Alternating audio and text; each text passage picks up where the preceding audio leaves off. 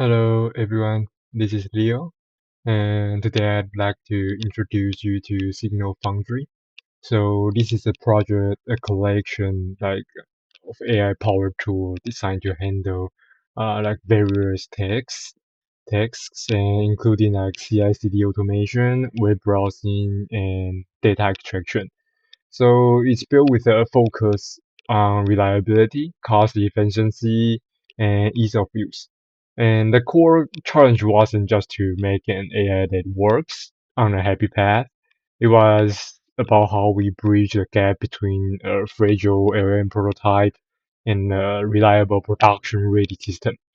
So if we simply hand these tests to an off-the-shelf generic agent like OpenCloud or Hermes agent, we immediately hit three major words. First, silent failures, where the agent hallucinates a success. And second, unbounded cost because the agent gets stuck in a loop. And third, lack of safety boundaries. So Signal-Foundry is my answer to those challenges. It's an evaluation first system that uh, built around what I call harness engineering and creating strict boundaries, fallback mechanisms, and deterministic guards around LLM. So maybe let's look at the architecture and repository structure. So everything is unified under Fast API backend, but the real magic happens in the SRC shared directory inside there. And instead of maybe we use scratching LLM codes everywhere, I implemented a centralized LLM provider.py here, and it provides a unified OpenAI compatible interface that routes to the both NVIDIA NIM and OpenRouter seamlessly. So this can help us like to integrate with all kinds of LLM providers that we want. And this just like completely like sidestep the parameter dropping bugs I found in some native LangChain wrappers. And next is like the maybe cost tracker .py. So cost discipline isn't just an afterthought here. It's an first-class API. Every single LM invocation must pass through this ledger with a trace ID, allowing us to accurately like track the token spend per task, enforce a strict per request budget caps. So if an agent goes wrong, the budget cap cost is off. And we also have our evaluated.py and harness.py. So I explicitly like avoid the trap of like using LM as a job for everything because like our evaluators use strict deterministic heuristic checks like numeric grounding to prevent the LM from like just creating its own hallucinations as fast. And let me see. So we can go back to what is report demonstrates harness engineering sites. So I also write how to run maybe some API how we use, so we can know what kinds of request body we need and the response may look like. And what I want to speak more is about this. Like if we scroll to README, you'll see a section called like harness engineering highlight. So this is where I address the specific constraints of the requirement. So for example, to handle API quirks, I built a check content quotient utility because like newer thinking mode models often return um, their content is blocked lists like instead of strings, so which typically crashes standard string slicing logic.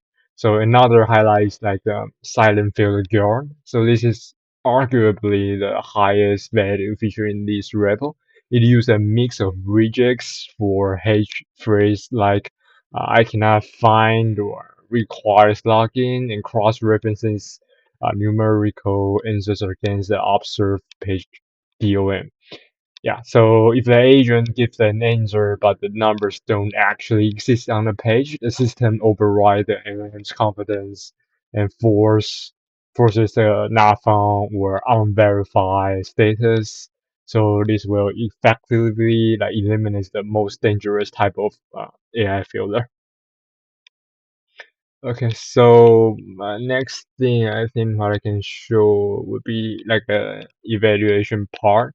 So how do we like actually prove this actually works? So through my rigorous evaluation sets, I built this project with an evaluation first mindset. So in the eval stack dictionary, you'll find a comprehensive test suites that run against live environments.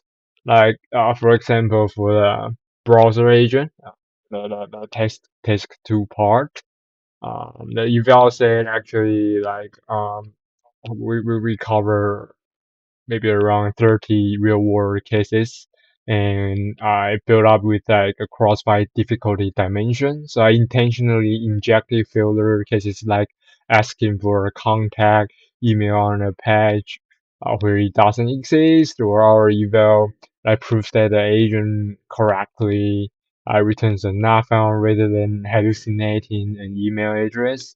And for example, for maybe task 3, um, like for a 10K pipeline. So the eval said that it stresses the system with like pre-bankruptcy filings from 2000, 20F foreign issuer forms, and intentionally broken HTML. So as you can see, like in the results markdown, for modern standard filings, the pipeline handles them with 100% accuracy. You see pure rule which means 0 AM cost and 0 latency lag. I only just step in for low confidence boundary refinement. Yeah, so if you want to see more details, I also like build with uh, like we evaluate with different kinds of models, and we got results and some tests here. So if you are interested, you can click into the eval set. I set it up for test two, test three also, and of course, like test one is more simpler. So, yeah, I only pick some scenarios, and you can see right here, and evaluation that pie would show everything. And because I also incorporate with the vision ability, so I also trying to see that if actually like giving some screenshots or snapshots actually can help the LM to go further or to solve some edge cases.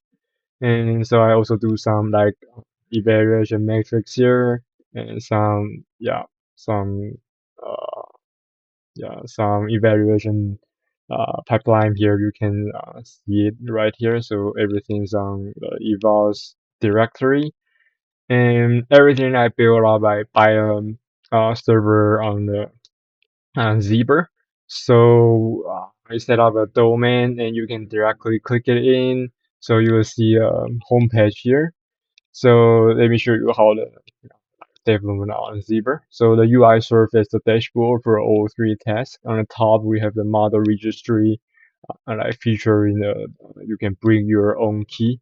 So because like what I said, we actually um, will need something like OpenRouter API key, or if you want to use free module, I recommend like using NVIDIA NIM API key.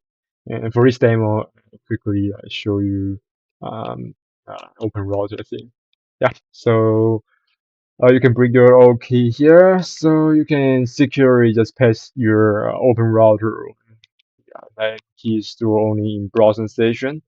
Uh, so these unlock like different kinds of model dynamically. So for now, I only for demo purpose, they show up for 7 models. I think is more capable for these tasks. And yeah, this got 3 tasks I will show you later. But like for down here, I got the health, so you can see like the health for current server status, and you can see like what kind of metrics that cost latency or something in this cost matrix. and also show up the models that I support for now. Yeah, their schema or something, and of course the API docs. So this UI is actually for a demo purpose. If you want to integrate it with the API backend that are fully support, you can just use this one and to see like how it will work, what kind of input and output parameter you can directly try it out. Yeah, so everything here is like API based. If you want to integrate into your system, it's workable. And what I will try to show is like the UI part. But yeah, to wrap up the high level architecture and repo overview, in the following three short videos, I will deep dive into like test one, test two, test three individually, demonstrating their specific mechanisms and running live example. Okay, thank you for watching.